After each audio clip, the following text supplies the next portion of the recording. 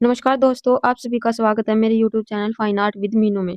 अगर आप KVS NVS tier 2 की तैयारी कर रहे हैं, तो आज का ये सेशन आपके लिए बहुत इंपॉर्टेंट होने वाला है, क्योंकि आज मैं आपको कराने वाली हूँ यूनिट 1, 2 एंड 3 के सबसे एक्सपेक्टेड में एमसीक्यू कराने वाली हूँ, जो एग्जाम में बार-बार पूछे जाते हैं। तो बिना टाइम वेस्ट किए हुए चलिए शुरू करते हैं क्वेश्चन नंबर 1 से।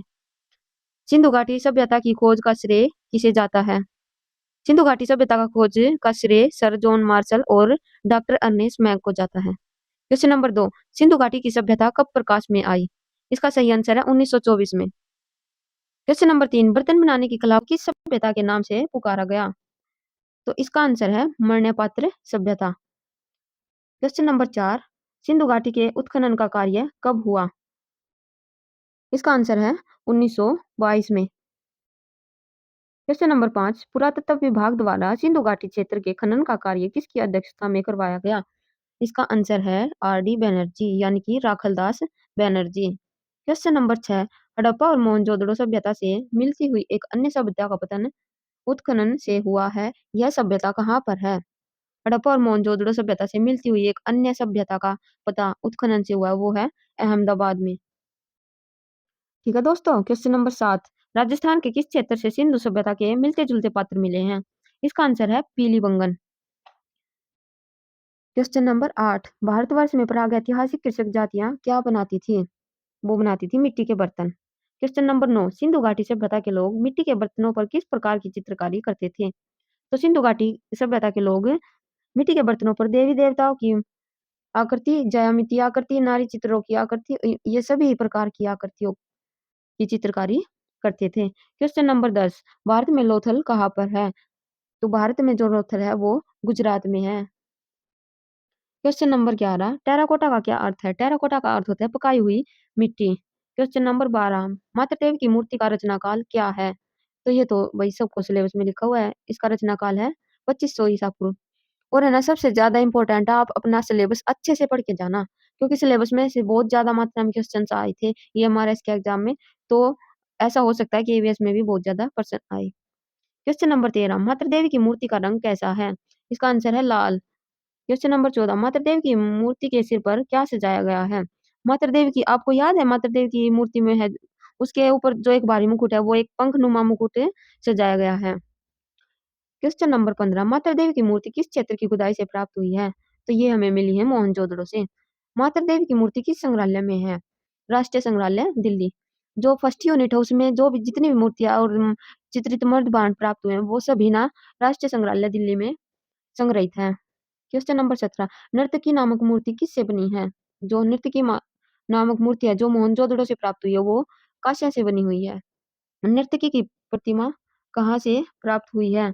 ये मैंने अभी आपको बताया, मोहनजोदड़ो से प्राप्त हुई है। नर्तकी की प्रतिमा किस विधि से बनाई हुई थी? नर्तकी की प्रतिमा कांस्य धातु को ढाल कर बनाई गई थी, यानी कि लोस्ट वैक्स मेथड के द्वारा बनी थी। क्वेश्चन नंबर 20, पुरुष दड़ की मूर्ति किस वस्तु से बनी है? तो पुरुष दड़ की मूर्ति जो हड़प्पा से प्राप्त हुआ था वो लाल चूना पत्थर से बनी हुई है। क्वेश्चन नंबर 21, पुरुष दड़ की मूर्ति किस क्षेत्र से प्राप्त हुई है? ये हड़प्पा से प्राप्त हुई है। क्वेश्चन नंबर 22, एक सरंगी सांड की मोहर किस वस्तु से बनी हुई है? एक सरंगी सांड की मोहर सेल खड़ी पत्थर से बनी हुई है। मोहर में अंकित चित्र किसका है? बैल का। मृत भांड को मजबूती देने के लिए क्या किया गया है? जो मृत भांड है मतलब मिट्टी के बर्तन होते हैं उनको मजबूती प्रदान करने के लिए उन्हें आग में तपाया जाता है। क्वेश्चन नंबर 25, मृद भांड पर किसके चित्र बने हैं? तो मृद भांड पर फूलों के पत्तियों के ज्यामितीय आकृतियां सभी प्रकार के चित्र बने हुए हैं। ये कुछ थोड़े से वन लाइनर क्वेश्चन है, आप इनको भी कर लेना, क्योंकि ये हमारे इसमें वन लाइनर क्वेश्चन आए थे, डिस्क्रिप्टिव के नाम पर वन लाइनर क्वेश्चन दिए हुए थे। तो हो सकता है केवीएस में भी इसी प्रकार से क्वेश्चन आने की पूरी पूरी संभावना है। क्वेश्चन नंबर 1, सिंधु घाटी सभ्यता की खोज कब और किसने की? सिंधु घाटी सभ्यता की खोज जॉन मार्शल और डॉक्टर अर्नेस्ट मैंक ने 1924 में की थी। क्वेश्चन नंबर 2, सिंधु घाटी की सभ्यता में विशेष रूप से किस कला का विकास हुआ था? इसका आंसर है सिंधु घाटी की सभ्यता में लाल तथा काली पकाई हुई मिट्टी से बर्तन बनाने की कला का विकास हुआ था। क्वेश्चन नंबर 3, सिंधु घाटी की सभ्यता में मिट्टी के बर्तनों पर किस प्रकार की चित्रकारी की जाती थी? इस सभ्यता में मिट्टी के बर्तनों पर पशु पक्षियों की और मानव आकृतियों की चित्रकारी की जाती थी। कहीं कहीं पर ज्यामितीय आकृतियों की चित्रकारी की जाती थी। सिंधु घाटी की सभ्यता को अन्य किस नाम से जाना जाता है? सिंधु घाटी की सभ्यता को मन्य पात्रों की सभ्यता के नाम से भी जाना जाता है। तो नेक्स्ट क्वेश्चन है, मोहनजोदड़ो और हड़प्पा नगर किन स्थानों पर पाए गए हैं? मोहन सिंधु घाटी की सभ्यता के अंतर्गत खुदाई में लरकाना जिले में आएगा। यहाँ पे ये मिसप्रिंट है। लरकाना जिले में मोहनजोदड़ो और लाहौर और मुल्तान के बीच हड़प्पा नगर पाए गए हैं।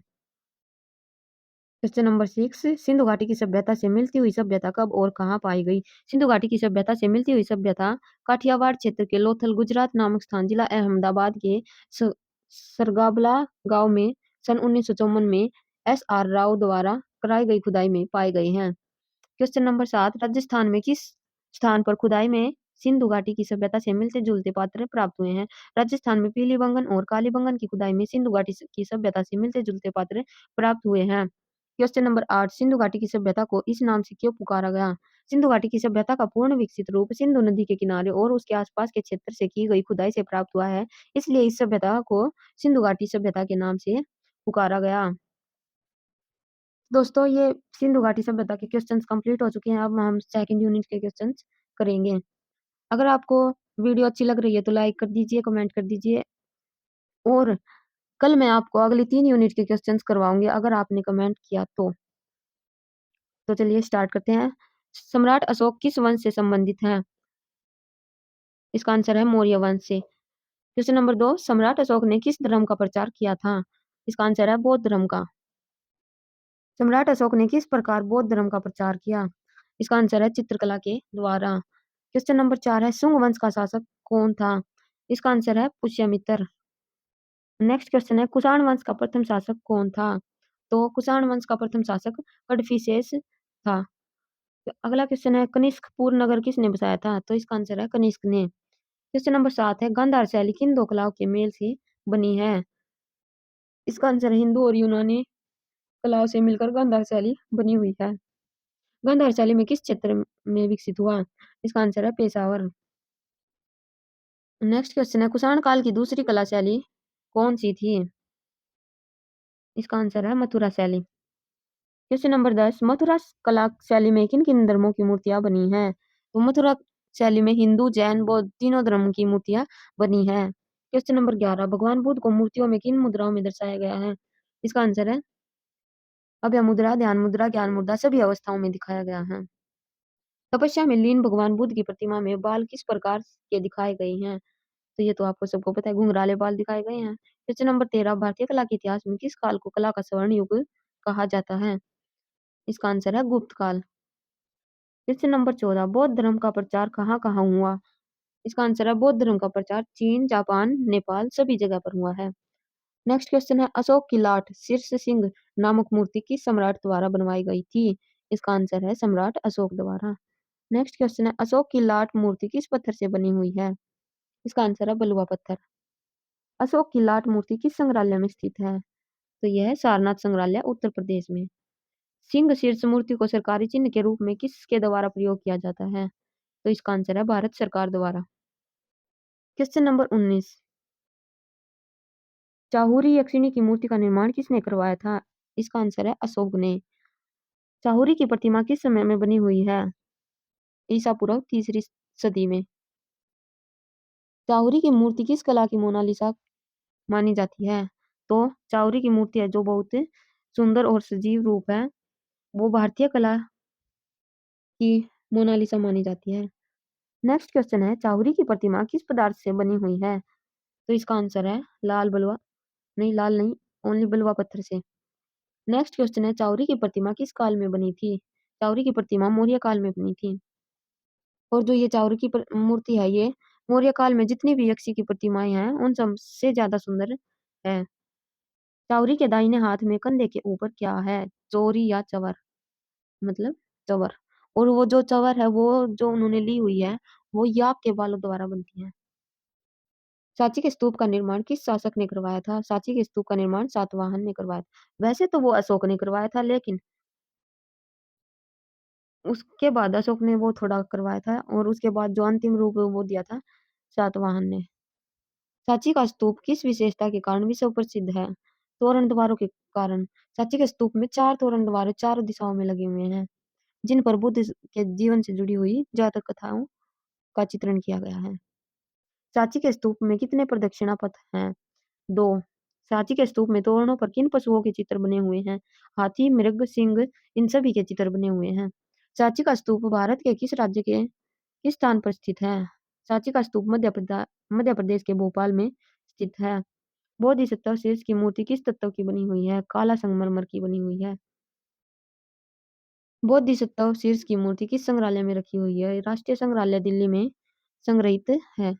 बोधिसत्व शीर्ष की यह मूर्ति किस आकार की है? तो इसका आंसर है 27.5 गुणा 30 गुणा 15 सेंटीमीटर। बैठे हुए बुद्ध की मूर्ति किस शैली से संबंधित है? मथुरा शैली से। बैठे हुए बुद्ध की मूर्ति में भगवान बुद्ध किस मुद्रा में दिखाए गए हैं? पद्मासन मुद्रा में दिखाए गए हैं। बैठे हुए बुद्ध की प्रतिमा किस संग्रहालय में संग्रहित है? बैठे हुए बुद्ध की मूर्ति मथुरा संग्रहालय में है। बैठे हुए बुद्ध गुप्त काल की मूर्ति किस शैली में बनी हुई है? सारनाथ शैली में बनी हुई है।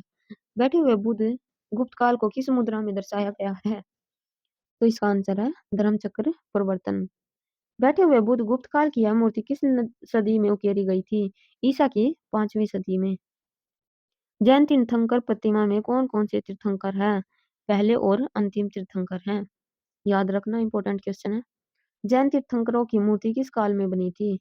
तो इसका आंसर है गुप्त काल में। जैन तीर्थंकर की प्रतिमा कहाँ पर संग्रहित है? इसका आंसर है राज्य संग्रहालय लखनऊ में। तो हमारी 2 यूनिट कंप्लीट हो चुकी हैं। शायद ये भी दूसरी में ही है। तो अजंता के बारे में अब हम पहुंच चुके हैं। मेरे चैनल को प्लीज सब्सक्राइब कर लेना। चलिए अब हम आगे स्टार्ट करते हैं अजंता के बारे में। अजंता के गुहा मंदिरों का निर्माण किसके साम्राज्य में हुआ? इसका सही आंसर है सातवाहन। चैत्य गुफाओं का प्रयोग किया जाता था पूजा उपासना के लिए। 2 प्रकार की गुफाएं पाई जाती थी, विहार और चैत्य। विहार गुफाओं का प्रयोग किया जाता था निवास स्थान के लिए। भिक्षुओं के निवास स्थान के लिए विहार गुफाओं का प्रयोग किया जाता था, और जिन जहाँ पर बैठकर पूजा उपासना की जाती थी उन गुफाओं को चैत्य गुफाएं कहा जाता था। अजंता की गुफाओं की खोज कब हुई? 1819 ईस्वी में। लेडी हरिंगम ने अजंता की अनुकृतियां किसके द्वारा तैयार करवाई? नंदलाल बसु, असित कुमार हलदार और वेंकटप्पा सभी द्वारा करवाई। अजंता भारत के किस राज्य में स्थित है? अजंता भारत के महाराष्ट्र के औरंगाबाद जिले में स्थित है। अजंता की गुफाएं सेंट्रल रेलवे स्टेशन औरंगाबाद से कितने किलोमीटर की दूरी पर स्थित है? 102 किलोमीटर की दूरी पर स्थित है। अजंता की गुफाओं की संख्या कितनी है? अजंता की गुफाएं की संख्या 30 है। अजंता के चित्रों का प्रमुख विषय क्या है? बौद्ध धर्म बौद्ध है। अजंता के भित्ति चित्रों में किन रंगों का प्रयोग किया गया है? खनिज रंगों का प्रयोग किया गया है। लाजवर्द रंग कहाँ से मंगवाया जाता था? लाजवर्द रंग कहते हैं नीले रंग को, तो ये ईरान से मंगवाया जाता था। सीवी जातक कथा में शोक संतप्त रानी में भरा गया पीला रंग किस बात का सूचक है? शरीर में रक्त की न्यूनता का। अजंता की चित्रकला में नारी के कौन से रूप का चित्रण किया गया है? सभी का। प्रेम, भक्ति, शक्ति, सभी का। अजंता के चित्रों में किस पक्षी की उड़ान को आत्मा की उन्मुक्तता का प्रतीक कहा है? तो इसका सही आंसर है हंस। क्वेश्चन नंबर 15, अजंता के चित्रों में उच्च कुल के लोगों को किस माध्यम में दर्शाया गया है? इसका आंसर है आभूषणों से युक्त श्रृंगार रूप में। क्वेश्चन नंबर 16, पद्मपाणि बोधिसत्व का चित्र अजंता की किस गुफा में विद्यमान है? गुफा नंबर 1 में। पद्मपाणि बोधिसत्व की प्रतिमा में बुद्ध ने अपने हाथ में क्या लिखा हुआ है? क्या लिया हुआ है? तो इसका सही आंसर है पद्म पुष्प। मार विजय नामक मूर्ति किस गुफा में बनी हुई है? गुफा नंबर 26 में बनी हुई है। मार विजय का क्या अर्थ है? तो इस ये तो सबको पता है, कामदेव पर विजय। अजंता के किस चित्र में भगवान बुद्ध को ज्ञान से मार्ग से विचलित करने के प्रयास का चित्रण किया गया है? मार विजय चित्र में। वन लाइनर क्वेश्चन है 2-3, ये भी देख लेते हैं। चैत्य और विहार गुफा किसे कहते हैं? जिन गुफाओं का निर्माण पूजा उपासना भजन कीर्तन तथा धार्मिक चर्चा हेतु किया जाता है उसे चैत्य गुफाएं कहते हैं, जबकि विहार भिक्षुओं के रहने तथा अध्ययन करने के स्थान को कहते हैं। हीनयान और महायान में क्या अंतर है? हीनयान में भगवान बुद्ध की मुखाकृति वाले चित्र नहीं बनाए जाते थे, जबकि महायान में भगवान बुद्ध की मुखाकृति को भिन्न भिन्न रूपों में चित्रित किया गया है। नेक्स्ट क्वेश्चन, अजंता की खोज कब और कैसे हुई? 1819 ईस्वी में अजंता की गुफाओं की खोज अचानक हुई थी। यूरोप के लोगों को सर्वप्रथम इन गुफाओं का ज्ञान हुआ। उनको यह मद्रास रेजिमेंट के कुछ सैनिकों से हुआ जो इस घाटी में विद्रोहियों को दबाने के लिए किए गए थे। एक सैनिक लोमड़ी का पीछा करते हुए अजंता की गुफा में पहुंचा और उसने चित्र देखे। इन चित्रों की सूचना अपने कमांडेंट को दी। इस प्रकार अजंता गुफाओं और चित्रों की खोज हुई। नेक्स्ट यूनिट है धार्मिक भवन अथवा मंदिर की दीवारों व छतों पर धार्मिक आकृतियां बनाई जाती थी लोगों को आकर्षित करने के लिए। ठीक है। नेक्स्ट क्वेश्चन है भारतीय मंदिरों के निर्माण का समय माना जाता है। वही समय तो माना जाएगा चौथी शताब्दी ईस्वी पूर्व से 12वीं शताब्दी ईसा पूर्व तक। ईसा की छठी सदी से 13वीं सदी के मध्य में निर्मित मंदिरों को कितने भागों में वर्गीकृत किया गया है? 5 भागों में। खजुराहो के मंदिर किस राज्य में बने हुए हैं? मध्य प्रदेश। भारतीय महादेव मंदिर का निर्माण किसने करवाया था? अशोक सम्राट ने।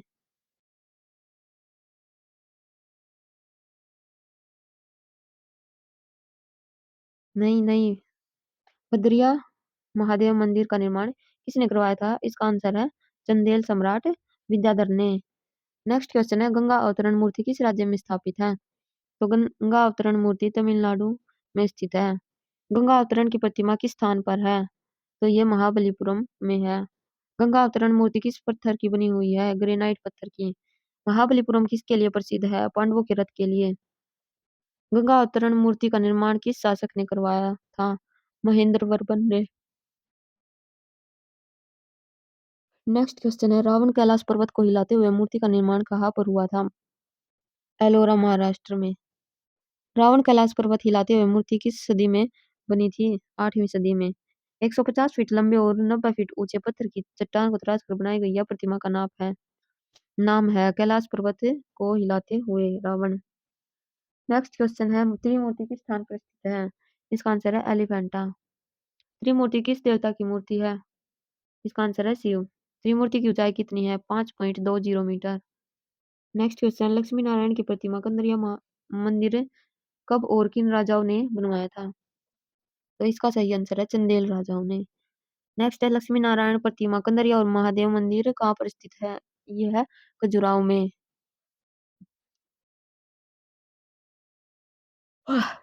झंझरवादक मूर्ति कहाँ पर स्थित है?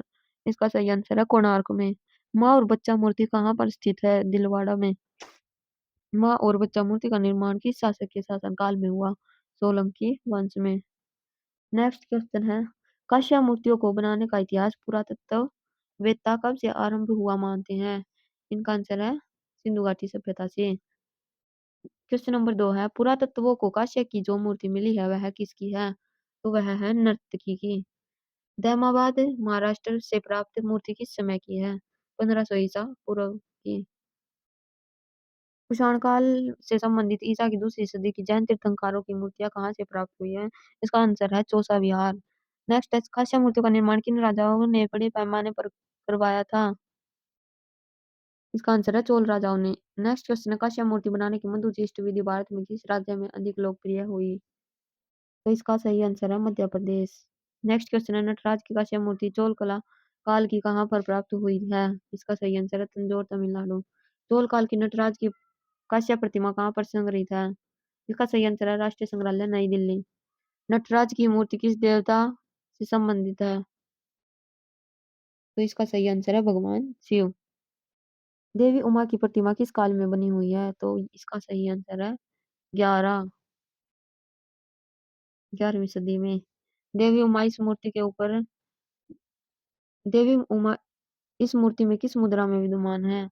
इसका सही आंसर है नृत्य मुद्रा मुद्रा में। वन लाइनर क्वेश्चन सिंधु घाटी के लोग धातु विज्ञान के जानकार थे कैसे? सिंधु घाटी चित्र से प्राप्त नर्तकी और सांड की दो कांस्य प्रतिमाओं के अध्ययन से यह पता चलता है कि उस समय के लोग इन मूर्तियों को ढाल कर बनाया गया है। ये मूर्तियां बहुत एवं सुंदर है। इससे हम कह सकते हैं कि सिंधु घाटी के लोग धातु विज्ञान से परिचित थे।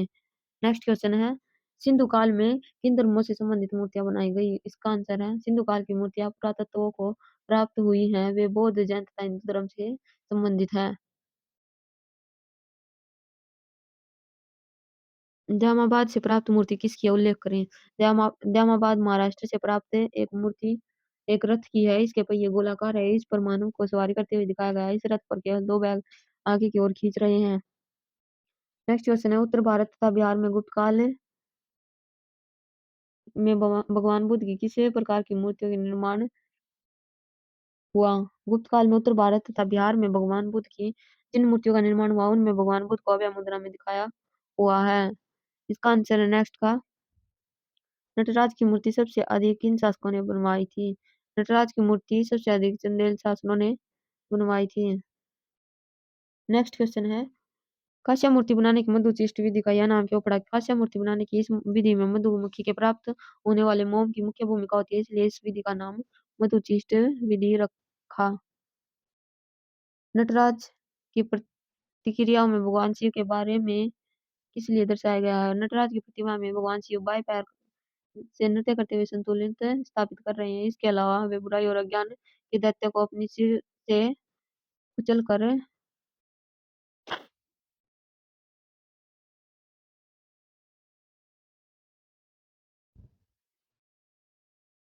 इसके अलावा वे अज्ञान के दैत्य को अपने इसी पैर से कुचल रहे हैं। नेक्स्ट क्वेश्चन है, देवी उमा की मूर्ति की सुंदरता का क्या कारण है? इसका आंसर है देवी उमा की मूर्ति में शालीनता, लयात्मकता, आभूषणों का प्रयोग तथा आनुपातिक संयोजन होने के कारण यह मूर्ति अति सुंदर है।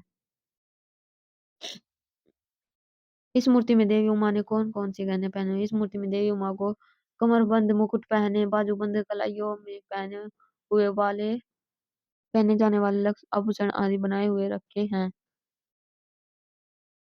बस फाइनल खत्म हो चुकी है वीडियो। अगर आपको वीडियो अच्छी लगी है तो मेरे चैनल को सब्सक्राइब कर लीजिए, और कल एक नई वीडियो आएगी अगले 3 यूनिट की, वो भी आप अच्छे से पढ़ लेना। अगर आपने इसकी प्रिपरेशन नहीं किया है तो टेंशन मत लीजिए, मैराथन को देखने से आपको काफी मदद मिलेगी।